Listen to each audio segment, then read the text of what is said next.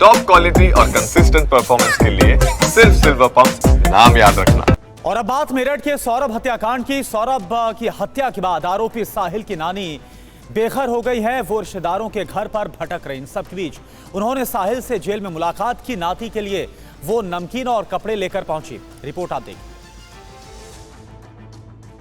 कह गई थी कि तुम हो मुझे सौंप के गई थी।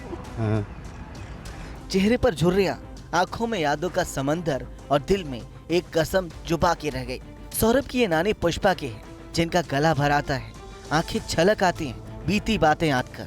याद आता है कि उन्होंने किस तरह से अपने दम तोड़ बेटी को भरोसा दिया था कि वो साहिल का ख्याल रखेंगी। साहिल की नानी की माने तो उनकी मां की मौत के 18 साल हो गए। इन्हें लगता है कि वो उसे पूरा नहीं कर पाई।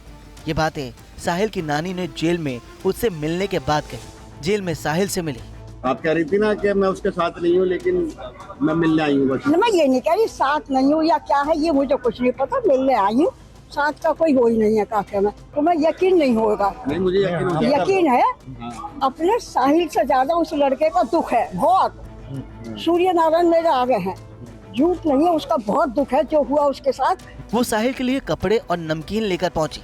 ऐसा पहली बार हुआ कि मुस्कान या साहिल से मिलने कोई जेल पहुंचा।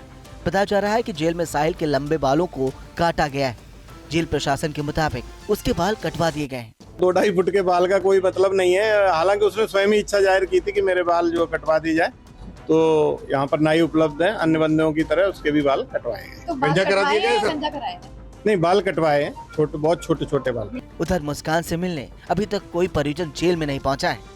साहिल और मुस्कान 19 मार्च से जेल में बंद है।